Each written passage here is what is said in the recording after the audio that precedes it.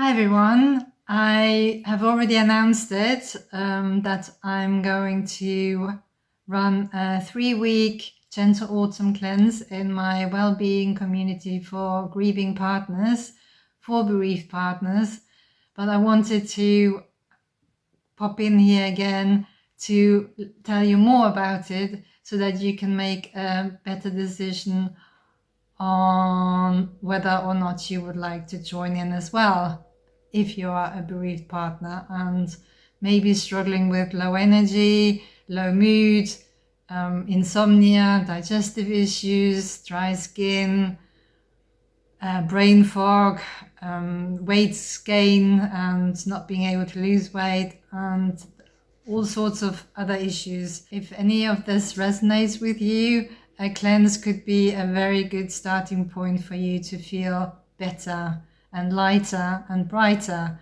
going into winter. And that's very important, as I know that a lot of bereaved partners are struggling with the darker season. So why do we do a cleanse in the autumn especially?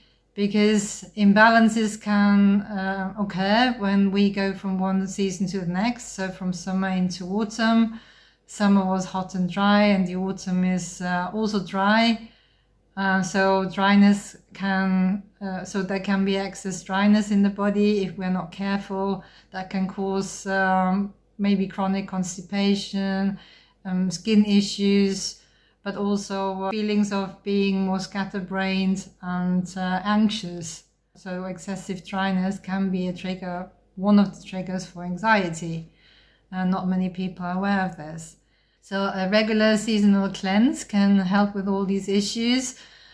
And just to warn you up front, this is not going to be a juice cleanse that I'm proposing to do, and also not a deprivation diet. During this cleanse, you are allowed to eat as much as you like, but also, of course, only of 100% nourishing foods. And of course, I'm going to share the recipes for these nourishing and tasty meals during the cleanse when we get to that stage. So here's a sneak peek of what you can expect over the next few weeks.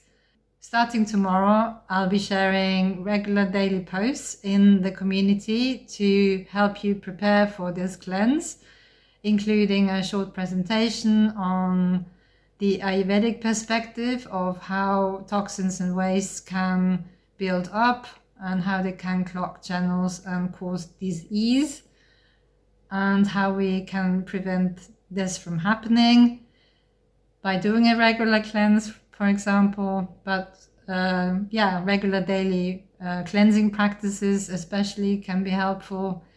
Then I'll also be sharing an intro to tongue scraping, a very simple practice that can help reduce the levels of toxins in your body right at the start of the day.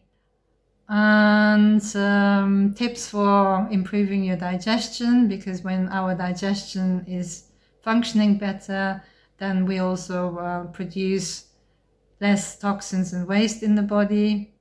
We'll also be talking about bowel movements and what they should normally look like, and the shopping list of key items that you can buy in advance to prepare yourself for week 3, but that's not compulsory if you don't want to try the meals that I'm suggesting you try in week 3. That's all optional. So lots to share in the week leading up to the proper cleanse, which is going to start on the 21st of October. And then in week 1, we are going to focus on proper hydration, signs of dryness and dehydration in the body. And I'll be suggesting you try an Ayurvedic detox tea, see what its effects are on you and how you're feeling after trying this for a few days. And of course, I'll strongly recommend avoiding or reducing your intake of coffee and alcohol, because this is not going to support the cleansing process, of course. And in week 2, we're going to dive into sugars, especially hidden sugars in processed foods, and how to reduce your intake of sugar, because again, sugar is a poison and can create other poisons and waste in the body. And finally, in week 3, we're going to try a khichdi mono diet or light soup fast, and to support your digestive system and give it a well-deserved break. And this is not a traditional fast again. You'll be eating 3 warm, easy to digest meals that are going to help your digestive system reset itself. So if you decide to join this cleanse, you can follow the process step by step, or you can just focus on one thing every week. It's entirely up to you, but remember, every small step helps. So even if you only focus on one change in your diet or lifestyle, or in how much you drink and what you drink and when you drink, that's going to make a big difference to how you're going to feel. And you are going to feel some positive changes at the end of this cleanse, I promise. So this is all about simple cleansing practices that you can apply on a daily basis. And once you've learned them, you will not want to give them up. They will just be something you do naturally without even thinking about it. If you're interested in joining, then simply follow the link that I've shared, which will take you to my Wellbeing Community for Grieving Partners, where I'm going to share all these daily posts in a special guide, which I created so that you can find everything in one place and you can easily catch up if you miss a day, which is not a big deal. During the cleanse, you will also have access to live Q&As and a supportive community of fellow bereaved partners you can share your challenges and wins with, and you will also have access to me, of course. I will guide you and inspire you along the way, and you can tag me with questions at any time and I'll try to respond as quickly as possible.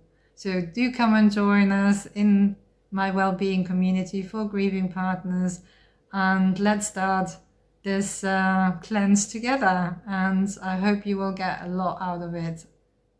Take care and bye bye.